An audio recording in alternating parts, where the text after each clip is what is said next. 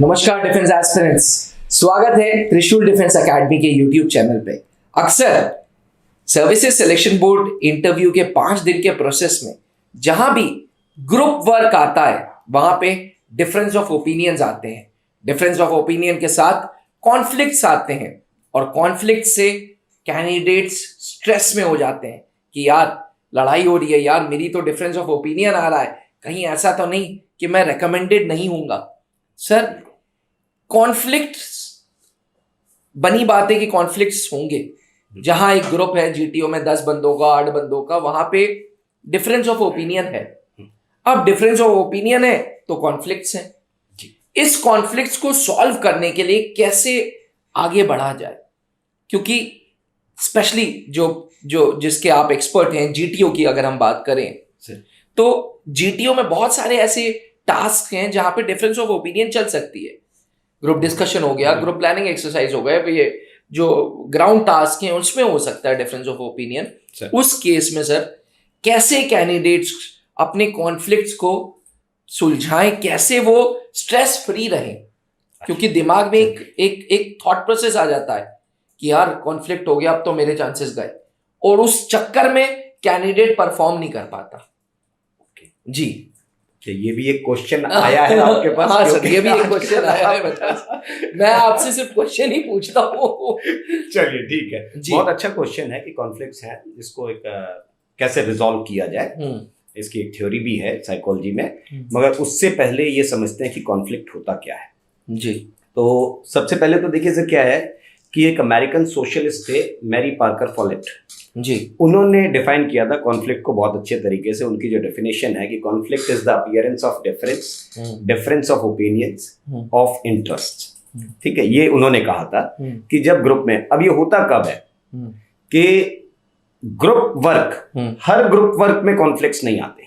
अच्छा, ये बड़ा भ्रम है लोगों के अंदर। ग्रुप अगर लीडरलेस है जी, जब लीडरलेस ग्रुप होगा तभी कॉन्फ्लिक्ट्स आते हैं जी। अगर ग्रुप में अपॉइंटेड लीडर है तो फिर तो सब लीडर का ही कहना मानेंगे, सही तो बात। कॉन्फ्लिक्ट्स नहीं आते हैं वहां पर। ठीक है सर, है ना? ठीक क्योंकि देखिए जैसे आर्म फोर्सेस है, आर्म फोर्सेस भी बहुत बड़ा ग्रुप है, बहुत बड़ा ग्रुप है मगर वहां पर जनरल साहब हैं जी, हायरार्की है रैंक्स की जी, और एक सीनियर हैं जो अगर आपके पास, तो वो even to the smallest one आप देखिए कि प्लाटून कमांडर है, सेक्शन कमांडर है, उसका कहना मानेंगे। सेक्शन में कॉन्फ्लिक्ट कैसे आ सकता है? क्योंकि अपॉइंटेड लीडर हैं वहां पर, इसलिए कॉन्फ्लिक्ट्स नहीं आते। बट जहां लीडरलेस टास्क होगा, जहां कोई अपॉइंटेड लीडर नहीं होगा, वहां पर कॉन्फ्लिक्ट्स आते हैं। और ये डिफरेंस ऑफ ओपिनियंस होते हैं, ऑफ इंटरेस्ट होते हैं। आपका इंटरेस्ट कुछ और है, मेरा कुछ और इंटरेस्ट है, मेरा ओपिनियन कुछ और है, आपका ओपिनियन कुछ और है, और ये अचानक होता भी नहीं है। ठीक है, इसकी 3 स्टेज होती हैं। कॉन्फ्लिक्ट्स के 3 स्टेज होती हैं सर। अच्छा, कॉन्फ्लिक्ट्स के भी 3 स्टेज होती हैं। पहला होता है लेटेंट कॉन्फ्लिक्ट। लेटेंट कॉन्फ्लिक्ट क्या होता है? बिल्कुल अर्ली स्टेज, सुगबुगाहट शुरू हुई है, तो वो जो शुरुआत का स्टेज होता है ना, जहां से कॉन्फ्लिक्ट शुरू होने लगता है, वो होता है लेटेंट कॉन्फ्लिक्ट। ठीक है। दूसरा होता है परसीव्ड या फेल्ट कॉन्फ्लिक्ट। परसीव्ड कॉन्फ्लिक्ट या फेल्ट कॉन्फ्लिक्ट क्या होता है कि जब कॉन्फ्लिक्ट डेवलप हो चुका है ग्रुप के अंदर एंड इट इज नोन, अब लोगों को पता चल गया कि कॉन्फ्लिक्ट हो रहा है। ठीक है, ये सेकंड स्टेज हुई। Second stage. और तीसरा होता है कॉन्फ्लिक्ट अप्रोच। अब ये कॉन्फ्लिक्ट अप्रोच क्या है कि जब हर एक व्यक्ति जो उस ग्रुप का है वो उस कॉन्फ्लिक्ट में इन्वॉल्व हो जाता है और उसका अपना एक अप्रोच बना लेता है उसके प्रति। अच्छा, ये है कॉन्फ्लिक्ट अप्रोच। ठीक है। अब देखिए क्या हुआ कि अप्रोच अलग अलग हो सकता है।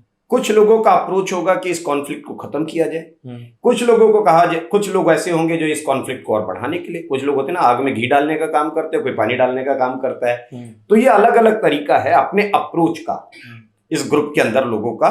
ये है कॉन्फ्लिक्ट, 3 स्टेज में होता है। और ये अगर किसी को नहीं समझ में आया, क्योंकि कॉन्फ्लिक्ट को दबाया कब जाता है, कॉन्फ्लिक्ट को आप लास्ट स्टेज में जब भी दबाने की कोशिश करते हैं तब हमेशा जो है, जब अप्रोच डेवलप हो गया तो उसके बाद उसको हटाना ग्रुप में एक लिमिटेड टाइम में बहुत मुश्किल होता है। बहुत मुश्किल है ना? बहुत मुश्किल। रादर इट इज एक्सट्रीमली जो लास्ट सिचुएशन हो सकती है वो होता है फेल्ट कॉन्फ्लिक्ट तक आप इसको कंट्रोल कर ले जाएं, या कोशिश करें कि लेटेंट कॉन्फ्लिक्ट पर ही आप उसको दबा दें। कॉन्फ्लिक्ट को अगर आपने बढ़ने दिया और लास्ट स्टेज में आकर के सोचेंगे कि अब मैं इसे सुधार करके हीरो बन जाऊंगा, वो नौबत ग्रुप में आने के बाद भी आप ग्रुप को कंट्रोल नहीं कर पाओगे, आपका कोई योगदान नहीं बनेगा, क्योंकि सबकी अप्रोच अपनी अपनी डिसाइडेड हो चुकी है। क्या ये वही स्टेज है जहां जीटीओ अफसर बोल देता कि भैया ग्रुप वॉश आउट? हाँ, don't make it a fish market, speak one by one. जब जीटीओ इन्वॉल्व हो जाता है तो वो कॉन्फ्लिक्ट अप्रोच के टाइम में, वो तो फिर जीटीओ का काम हो गया, बाद में लीडर का काम हो गया। हाँ, आपको उससे पहले है ना, या तो आप लेटेंट कॉन्फ्लिक्ट पे ही उसको कंट्रोल कर ले जाते, और या कम से कम जब ये पता चल गया कि कॉन्फ्लिक्ट हो गया उसी समय, अगर आप फेल्ट कॉन्फ्लिक्ट के बाद उसको अप्रोच करने जा रहे हैं तो आप थोड़ा लेट हो गए। अच्छा, समझ गया सर। यहां तक इनकी बात मेरे ख्याल से समझ में आ गई होगी। अब इसके लिए एक चीज होती है, दैट इज कॉन्फ्लिक्ट रेजोल्यूशन। हाँ, सही बात है। ठीक है जी। तो एक थ्योरी है कॉन्फ्लिक्ट रेजोल्यूशन स्किल्स। अब पहले तो ये समझते हैं कि कॉन्फ्लिक्ट रेजोल्यूशन क्या होता है। Conflict resolution is the process of addressing and resolving disputes और डिसएग्रीमेंट्स बिटवीन इंडिविजुअल्स और ग्रुप। ठीक है, हमारे ग्रुप के बीच में जो सबसे पहली चीज क्या है कि एड्रेस करना। कॉन्फ्लिक्ट क्या है उसको एड्रेस करना, और इसको रिजॉल्व करने के लिए जो प्रोसेस आप अप्लाई कर रहे हैं कि ताकि हमारे ग्रुप के जो ओपिनियन डिफर कर रहे हैं, डिसएग्रीमेंट आ रहा है, डिफरेंसेस आ रहे हैं, डिस्प्यूट्स हो रहे हैं, ये खत्म किया जाए। ये जो उद्देश्य है ये है कॉन्फ्लिक्ट रेजोल्यूशन। और कॉन्फ्लिक्ट रेजोल्यूशन के लिए क्या जरूरी है? This involves understanding, communication and negotiation. जैसे कॉन्फ्लिक्ट के 3 स्टेज थे, वैसे ही कॉन्फ्लिक्ट रेजोल्यूशन के भी 3 स्टेज हैं। First is understanding what is the conflict. Second, yes, क्या है कॉन्फ्लिक्ट, डिफरेंस कहां जा रहा है, क्या डिफरेंस आ रहा है, पहले तो ये समझना जी। कम्युनिकेट करना ग्रुप में सभी से कि भाई कैसे इसको वो किया जाए, और फिर उस कॉन्फ्लिक्ट को निगोशिएट करना।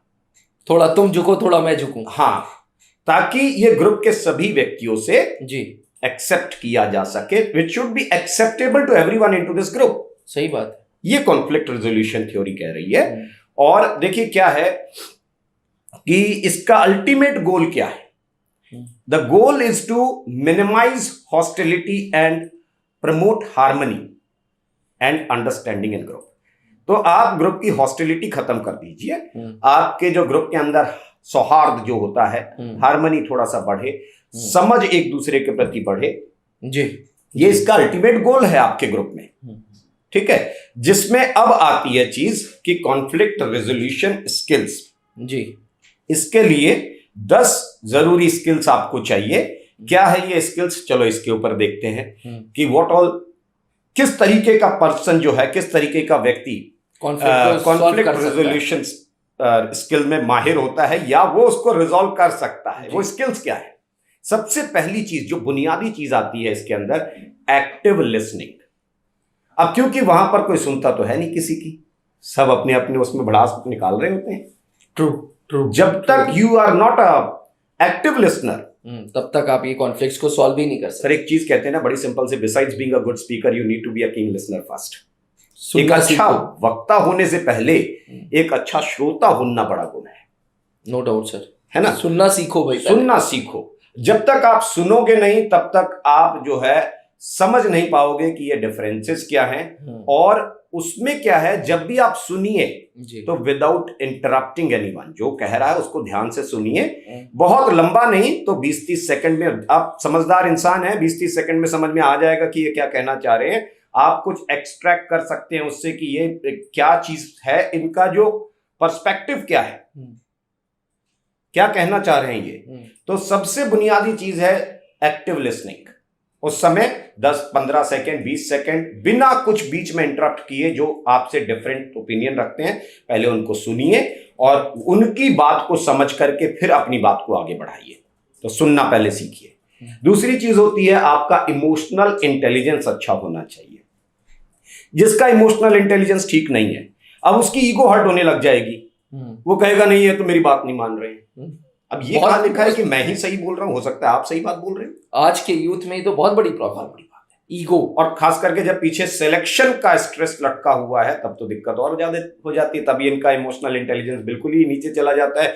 ये अपने उसमें रह जाते हैं कि नहीं मैं नहीं सुनूंगा, अगर सुन लिया तो कहीं मैं पीछे ना छूट जाऊं, है ना। तो उस समय अपनी ईगो हर्ट नहीं होनी चाहिए आपकी। पेशेंस रखना चाहिए, तीसरी चीज पेशेंस। ठीक है, धैर्य रखिए। आप अपने ऊपर थोड़ा सा विश्वास बना के रखेंगे तो ठीक है। धैर्य बना करके आप सुने उस बात को और उसका रिजॉल्व करने की कोशिश करें, ना कि हड़बड़ाएं उस समय। मीडिएशन, अगर कॉन्फ्लिक्ट हो रहा है तो उसको कैसे आप कंक्लूड कर सकते हैं, कंक्लूडर का काम करना चाहिए आपको, मीडिएशन आना चाहिए। अच्छा, ठीक है। प्रॉब्लम सॉल्विंग, अब क्या हो गया, जब आपको ये पता चल गया कि प्रॉब्लम आ रही है तो उसको सॉल्व करने की तरफ जाइए। तो आपकी प्रॉब्लम सॉल्विंग एबिलिटी ठीक होनी चाहिए, थोड़ी आपके अंदर पॉजिटिविटी होनी चाहिए, है ना। अगर माहौल गर्म है और आप अपना नेगेटिव अप्रोच दिखाओगे तो ग्रुप और हावी हो जाएगा जी। तो थोड़ी पॉजिटिविटी होनी चाहिए आपके अंदर। निगोशिएशन स्किल अच्छी होनी चाहिए आपके अंदर, ठीक है। दो लोगों के बीच में डिफरेंस है, आप दोनों लोगों के बीच का एक रास्ता निकाल देते हैं, ना आपकी और बीच में से एक कॉमन रास्ता निकाल दिया जिससे दोनों संतुष्ट हो सकते हैं। तो निगोशिएशन की अच्छी स्किल्स होनी चाहिए आपके पास। You must be a good observer, कौन आपकी बात सुन रहा है, कौन नहीं सुन रहा है, और कितने हद तक सुन रहे हैं, कितने हद तक नहीं सुन रहे हैं, ग्रुप में क्या चल रहा है, ग्रुप में कौन किसकी सुन रहा है, ये अच्छे एक ऑब्जर्वेशन आपकी बड़ी स्ट्रांग होनी चाहिए। सेल्फ अवेयरनेस, अपने आप की, अपनी खुद की भी स्थिति देखो। अगर आपने पूरे ग्रुप में पार्टिसिपेट नहीं किया है, ग्रुप एक्टिविटी में कोई पार्टिसिपेशन नहीं दिख रहा आपका, और आप सिर्फ ये सोचो कि मैं रिजॉल्व करके काम चला लूंगा, तो वो भी नहीं हो सकता, क्योंकि आपके उस समय रिजॉल्विंग स्किल्स की कोई पहचान नहीं रह गई है। आपको उस समय कोई नहीं सुनेगा, क्योंकि इससे पहले आपने कोई बातचीत की ही नहीं है ग्रुप से। तो अपनी खुद की स्थिति को समझिए कि क्या मेरी स्थिति ठीक है, क्या मैं इस स्थिति में खड़ा हूं कि मैं ये रिजॉल्व कर सकता हूं इस समय।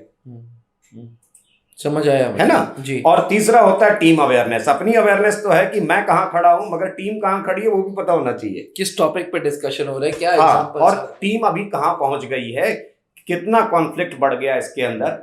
ये 10 चीजें अपने अंदर सुधारना बहुत जरूरी है, और ये है कॉन्फ्लिक्ट रेजोल्यूशन स्किल्स के 10 इंपॉर्टेंट पॉइंट्स। सर, जब त्रिशूल डिफेंस एकेडमी में ऑफलाइन क्लासेस में एसएसबी एस्पिरेंट्स आते हैं तो मानी बात है यही कॉन्फ्लिक्ट होता है। बिल्कुल होता है सर, है ना, बिल्कुल। और स्पेशली रिपीटर्स के साथ, they think they know a lot, हो सकता है, मतलब उसको कोई मैं नेगेटिव नहीं बोल रहा हूँ उन लोगों के लिए, लेकिन उनको लगता है कि यार हाँ हम इस स्टेज से गुजरे, हमें तुमसे ज्यादा आता है जी। उस केस में आप ये कॉन्फ्लिक्ट रेजोल्यूशन स्किल्स कैसे कैंडिडेट को सिखाते हो? पहले तो ये समझाना पड़ता है कि है क्या ये चीज। जैसे यहाँ पर इन लोगों से बात की है, वैसे उसको बिठा के इंडिविजुअली समझाऊंगा जी। और ये कॉन्फ्लिक्ट्स होते हैं ग्रुप में, लोग आते हैं, खास करके 2 बार 3 बार रिपीट कर लिया है, कॉन्फ्रेंस आउट हो गए हैं, तो उनको लगता है कि बहुत कुछ आ गया।